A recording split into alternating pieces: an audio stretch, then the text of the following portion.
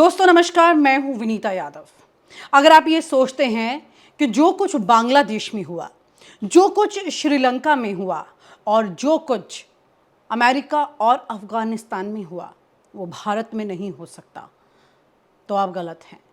लोग चर्चा कर रहे हैं कि क्या भारत में हो सकता है, तो कुछ लोग चर्चा कर रहे हैं कि ऐसा बोलिए भी मत, ऐसी बातें क्यों करते हो। लेकिन बात यही है कि अगर वक्त पर चर्चा नहीं की तो ये नज़ारा यहाँ भी देखने के लिए कभी भी मिल सकता है। अगर आप पिछले कुछ वक्त के आंकड़े निकालें तो आपको पता चलेगा कि आखिरकार जो बात मैं कह रही हूँ उसका आधार क्या है। इस देश में 140 करोड़ की जनसंख्या है। 140 करोड़ की इस जनसंख्या में 100 करोड़ इस देश का युवा है। इस देश का वो युवा जो पिछले कई दिनों से लगातार सुर्खियां बना हुआ है। ये तो सुर्खियां बनना लोगों को बड़ा अच्छा लगता है, खबरों में आना बड़ा अच्छा लगता है, लेकिन ये सुर्खियां बटोरने के लिए नहीं है, ये शर्म आने के लिए हैं, क्योंकि ये युवा बार बार सड़क पर आ रहा है। कई ऐसे मौके सामने देखने को मिले हैं। अब बात कर लीजिए कुछ साल से लगातार 69,000 शिक्षक भर्ती घोटाले को लेकर, जिसमें काफ़ी युवा हैं। अब बात कर लीजिए नीट को लेकर, नैट को लेकर, ये जो अभी हाल ही में बारिश होते के साथ जो युवा सड़कों पर उतर आया और जो कोचिंग सेंटर में पढ़ रहा है लाखों की फीस देकर, उनकी बात कर लीजिए। अब तो जो आने वाले भविष्य में अधिकारी बनना चाहते हैं वो यहीं से आंदोलन करना शुरू कर चुके हैं। उन मास्टरों के खिलाफ जो इस तरह के कोचिंग सेंटर चला रहे हैं, इस सरकार के खिलाफ जो बारिश का इंतजाम तक नहीं कर सकती है। ऐसे कई तरह के मामले हैं जो इस वक्त युवा की नज़र में और उसके दिल में धधक रहे हैं, क्योंकि उनको ये मालूम है कि अगर जल्द ही इसका निवारण नहीं हुआ, इसका कोई हल नहीं ढूंढा सरकार ने, तो ये तय मानकर चलिए कि जिस दरवाजे की सुरक्षा के लिए इन दिनों संसद में सीआईएसएफ बिठा ली गई है, जिन दरवाजों की सुरक्षा के लिए दुनिया भर के कैमरे लगे हैं, सेना को एक कॉल पर मैनेज किया जा सकता है, हाईटेक की बात की जा रही है, जिस संसद की 1200 करोड़ की बिल्डिंग की तारीफ की जाती है लेकिन असल में वहां पानी टपक जाता है, तो आप ये समझ लीजिए जिस संसद के अंदर से तहखाने जैसे रास्ते बनाए गए हैं और अचानक से ऊपर चौपर से कहां पीएम निकल सकते हैं या कोई भी वीआईपी निकल सकते हैं, इन सब की हवा कैसे निकलती है ये आप समझ लीजिए। क्योंकि पिछले सेशन की अगर आप बात करें, खास तौर से पिछली सरकार के आखिरी सेशन की बात करें सदन में, तो आपको याद होगा कि कैसे कुछ युवा घुस आए थे सदन में जहां सांसद बैठते हैं। आंसू गैस के गोले वहां पर छोड़ दिए गए। वहां पर इन युवाओं को कैसे एंट्री मिली, आपने सोचा कभी इस बारे में? आपने समझा? और ये युवा अपनी बात कहने के लिए वहां पहुंचे थे। कई युवाओं के आंकड़े आप उठा लीजिए, उत्तर प्रदेश के, कैसे वहां पर लोग आत्मदाह कर रहे हैं। ये तस्वीरें लगातार सामने आ रही हैं। आपको लगता नहीं है कि यहां पर जो सत्ता पर काबिज लोग हैं उनको जागने की जरूरत है? ये पुराना इतिहास रहा है कि जब राजनेता सो जाता है तो उसे सिर्फ युवा उठाता है। बांग्लादेश की जो तस्वीरें आपने देखी उसमें ज़्यादातर लोगों की उम्र देखिए। कौन है ये लोग?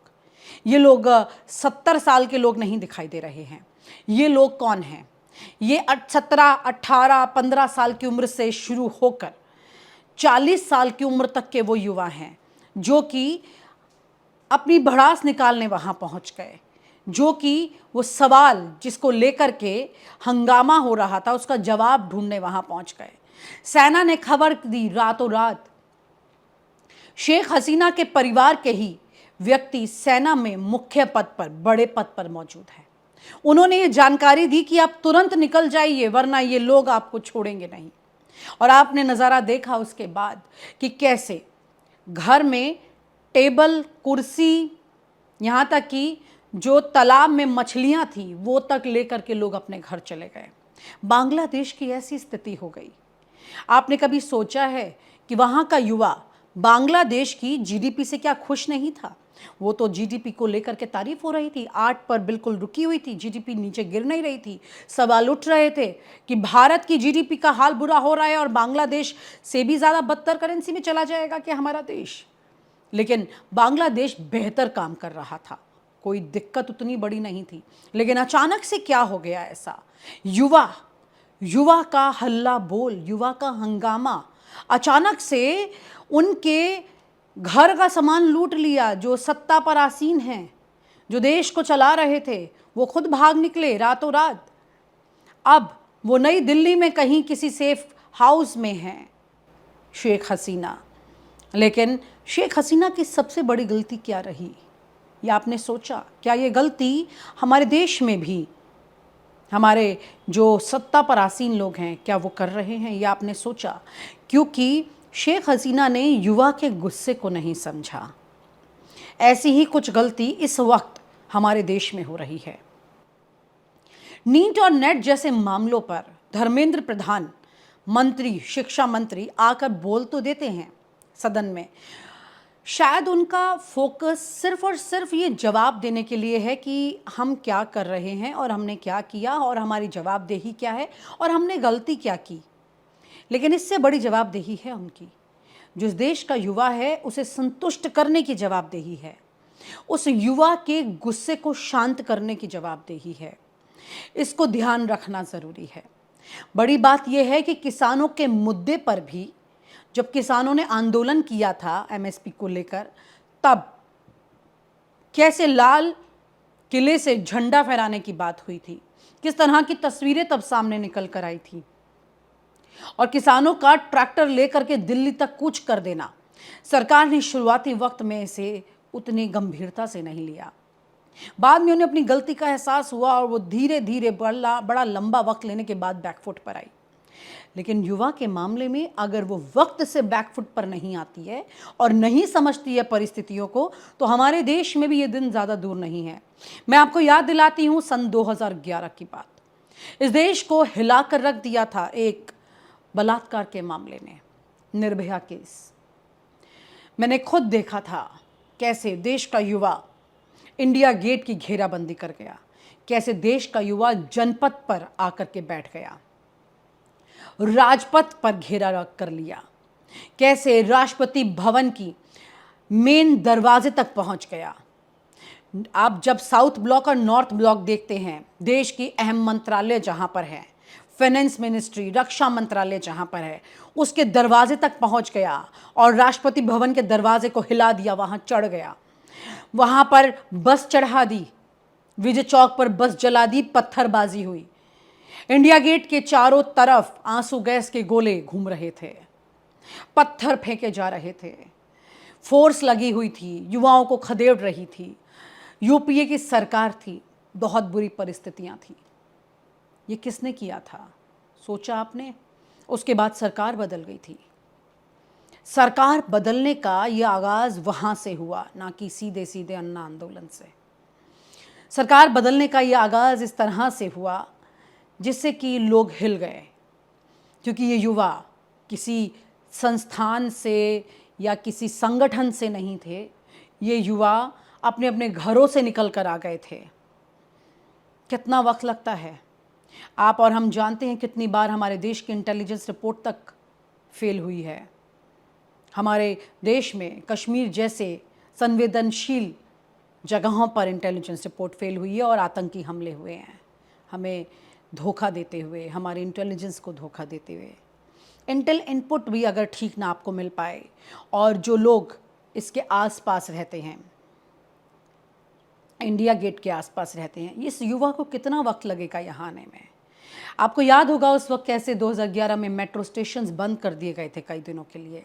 जो युवा यहाँ पर आज घूमने फिरने आ रहा है, उससे कई गुना ज़्यादा युवा, जैसा मैंने कहा कि 140 करोड़ के देश में 100 करोड़, ये 65% पूरी आबादी का हिस्सा जो है वो युवा है।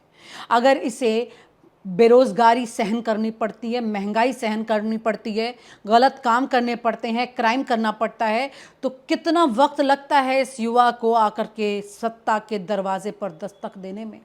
आप सोचिएगा ज़रूर इस बात के बारे में। सरकार को अब जाग जाना चाहिए, युवाओं के सवालों का जवाब देना चाहिए।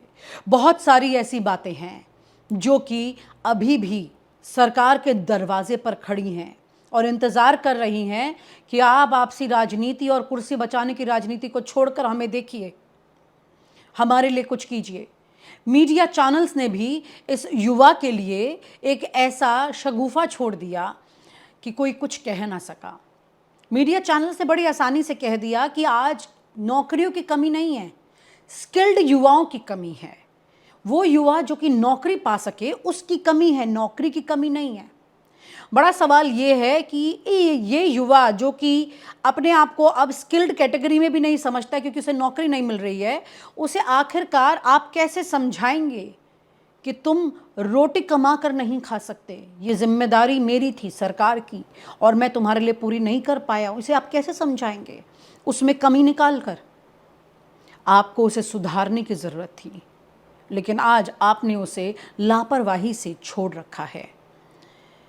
माता पिता जन्म देते हैं, जीवन बनाते हैं, टीचर आगे सहयोग करता है और सरकार देश के भविष्य में इन तमाम युवाओं के जीवन को सुंदर बनाती है। अगर वो अपना काम ना करे और हज़ारों लाखों करोड़ के बजट घोषित करती जाए और युवाओं को इसका इनपुट ना मिले तो फिर आप ये मान कर चलिए कि परिस्थितियाँ बहुत ज़्यादा खतरनाक हैं। युवा इस वक्त मोदी जी की नींद उड़ा सकता है अगर वो वक्त पर नहीं जागे तो। सर माफ कीजिएगा, मैंने आखिरी सवाल बोला था लेकिन आपके जवाब में एक बात निकल आई है। आपने छात्रों के सवाल को उन्होंने नजरअंदाज किया, ये बात कही। और हमारे देश में पूरी आबादी का 65% यूथ है। 65% मतलब लगभग 100 करोड़ जनता तो वैसी ही है यूथ। और यूथ में इस वक्त कितनी तरह के सवाल हैं, शिक्षक भर्ती घोटाले से लेकर नीट नेट और ये सब चीजें चल रही हैं। क्या आपको ये लगता है कि ये भारत के लिए भी एक बहुत संवेदनशील स्थिति पैदा हो चुकी है? युवा को नजरअंदाज करेंगे अगर मोदी जी तो? एक दिन मैं आपकी डिबेट में था और मैंने उस दिन इस पर चिंता व्यक्त किया था और उस दिन मैंने कहा था कि नौजवानों में जो अनरेस्ट है और उनके अनरेस्ट को दबाया जा रहा है, लाठी से, गोली से, मुकदमे से दबाया जा रहा है। डरना चाहिए। किसी दिन ये सारे नौजवान देश भर के अगर सड़क पर निकल आए, ये सारे किसान देश भर की सड़क पर निकल आए, उस दिन से डरना चाहिए। जी वनिता। और आप हमसे जुड़े रहने के लिए सब्सक्राइब करें YouTube पर, फॉलो करें Twitter पर और लाइक करें Facebook पर। और ज्यादा जानकारी के लिए आपको टाइप करना होगा सिर्फ न्यूज़ नशा।